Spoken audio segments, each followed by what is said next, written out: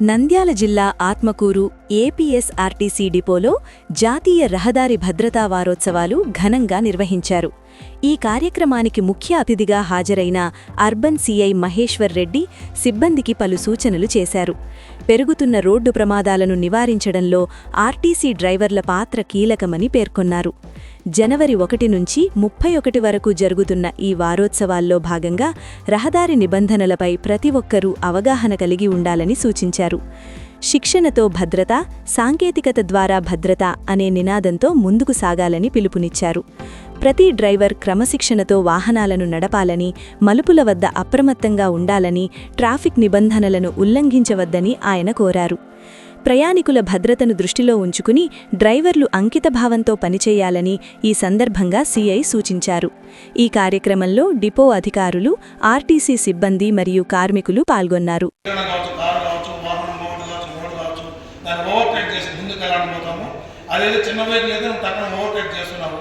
Long vehicle ఉన్నప్పుడు ఏం చేస్తున్నట్టు ఓవర్టేక్ చేయకుండా మధ్యలో ఎదురుగా బండి ఆటం వేసినప్పుడు ఇటు దిక్కులు వాటి దిక్కులు హిట్ ఇచ్చేస్తున్నాం.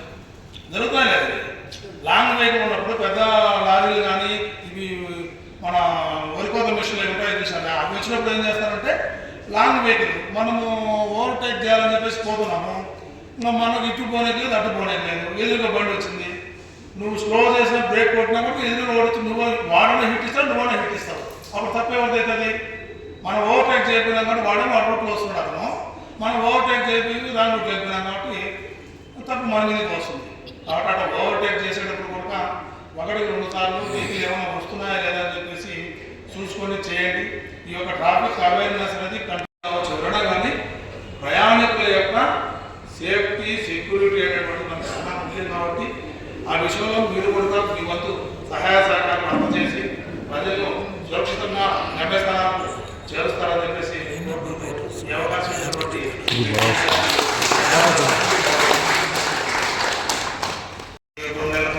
మనకు అవేర్నెస్ ప్రోగ్రామ్ జరుగుతుంది.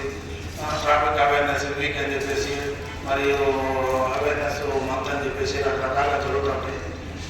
ఏమి జరిగినా మనము పక్కనే వైఎస్ఆర్ స్మృతి వనం ఉంది కదా, చూసి వద్దామని చెప్పేసి బండి ఎట్టి తిప్పారు. మనోడు ఎంత స్పీడ్లో పోతున్నాడో తెలియదు. నాకు తెలిసి ఖచ్చితంగా 100+ ఉంటాడు.